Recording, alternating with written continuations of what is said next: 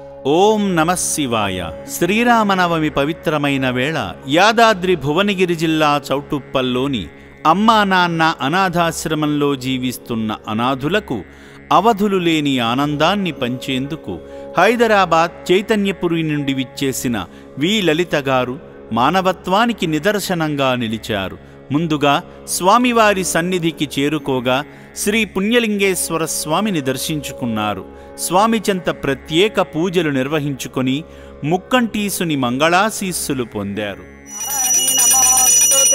ఓం శ్రీ మహాపుణ్యలింగేశ్వర స్వామినే నమో నమః. ఇది ఆనంద పరిమళ కర్పూర మంగళ నీరాజనం దర్శయామి. నమః పార్వతీపదయే హర హర మహాదేవ శంభో శంకర హర హర నమః శివార్పణమస్తు. ఓం నమః శివాయ. ఓం శతమానం భవతి శతహాయు పురుష శతవేంద్రియ ఆయుష్యేంద్రియే ప్రతిష్టతి శతమనంతం భవతి శతమైశ్వర్యం. సేవా మార్గంలో భాగంగా రక్షణాలయాన్ని సందర్శించి శ్రీరామనవమి సందర్భంగా సేవామూర్తి లలిత గారి జన్మదినం సందర్భంగా వారి భర్త వెంకట శివరామకృష్ణ ప్రసాద్ గారిని వారి సంతానాన్ని భాగం చేస్తూ రక్షణాలయంలో జీవిస్తున్న అభాగ్యులకు అరటిపళ్ళు వితరణ చేశారు. శ్రీరాముని జన్మదినం నాడే జన్మించిన సేవామూర్తి లలిత గారి కుటుంబంపై శ్రీ పుణ్యలింగేశ్వరుని దీవెనలు ఎల్లవేళలా ఉండాలని అమ్మా నాన్న అనాథ ఆశ్రమం మనస్ఫూర్తిగా కోరుకుంటుంది.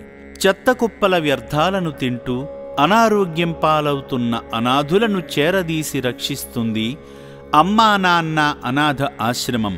సేవామూర్తుల సహాయంతో ఇక్కడ 600 మంది అభాగ్యులు జీవిస్తున్నారు. మీరు ఉపయోగించని పాత వస్త్రాలను అందిస్తే మీ పేరు చెప్పుకొని వేసుకుంటారు. నమస్కారం అండి, నా పేరు లలిత. ముందుగా ఈ ఆశ్రమాన్ని స్థాపించిన గట్టు శంకర్ గారికి, శ్రావణి గారికి హృదయపూర్వక నమస్కారం అండి. అలాగే శ్రీరామనవమి శుభాకాంక్షలు ప్రతి ఒక్కరికి కూడా. ఇక్కడ ఆశ్రమం అనగానే విన్నాను, సో చాలా బాగుంది. ఇక్కడికి వచ్చి కూడా నా పుట్టినరోజు సందర్భంగా బనానాస్ అవి అంటే నాకు తోచినంతలోనే నేను చేశాను.